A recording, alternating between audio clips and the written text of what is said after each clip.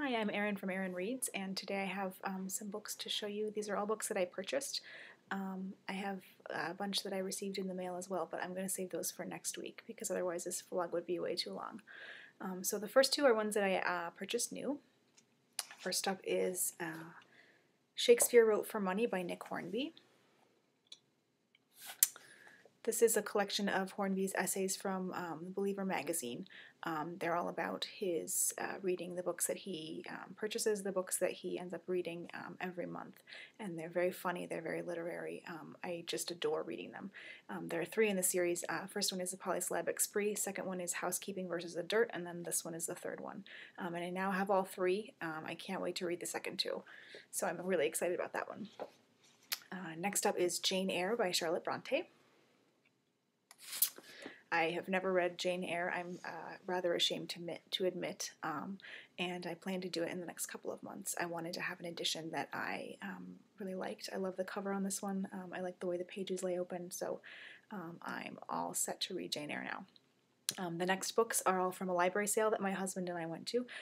The sale that we went to actually sold your stack of books by the inch, so it was $1 an inch, which I just thought was fun.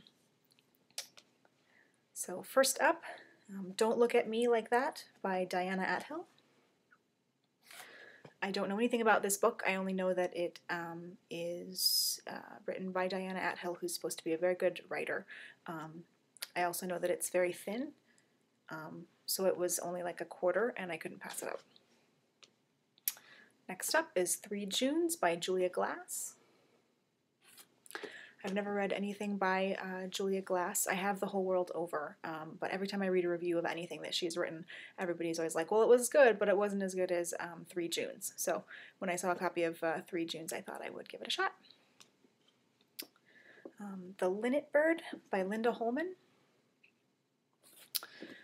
This one was recommended by someone that I used to work with. I was looking around at reviews online, and people say it's kind of a mildly inaccurate historical romance. Like if you don't care too much about historical accuracy, then you'll probably enjoy it. And it was compared to Sarah Waters' historical novels, so that should be interesting. It's set in Calcutta and England, I believe, in like the early 1800s. Next up, The Spy Who Came In From the Cold by John le Carré. I don't usually read sort of thriller books, but this one I saw recommended on The Literate Man. It looked fantastic, and I figured I should probably read something by le Carré at some point, so I picked this one up. There's The Anglo-Files by Sarah Lyall. The author is a New York Times journalist who moved to Britain in the 1990s and has been living there with her husband since. And this is described as being, let's see, part anthropological field study, part memoir. It's one of those books I kept picking up, and then I would look at it and carry it around, and then I would put it back, and then I would pick it up again, carry it around, and I finally decided, you know what, I'm just going to get it because it wasn't that expensive. The Awakening by Kate Chopin. This is another classic that I've never read, I'm ashamed to say. I'm going to be doing my own classics project starting soon. It should be unveiled in the next couple weeks, and this is one I definitely want to read for it, so I was excited to find a copy. Joy in the Morning by Betty Smith.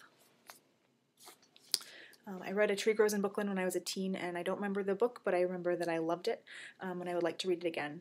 But I also always wanted to read Betty Smith's other really famous book. This one is about the first year of marriage of a young couple, and so I was really excited to find it in hardcover, even.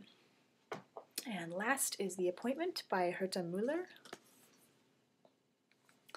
She won the Nobel Prize for Literature in 2009, and I had never even heard of her.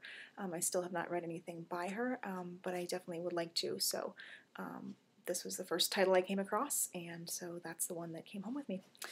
So that's it for me for this week. If you got anything good over the past 7 days, I would love to hear about it, and have a great week.